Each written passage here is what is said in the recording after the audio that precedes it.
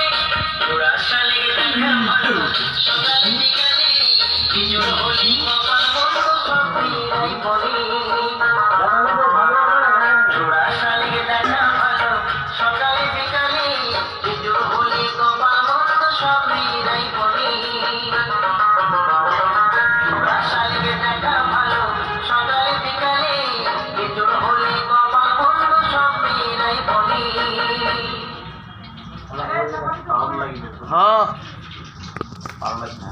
जने पूजा छड़ दिए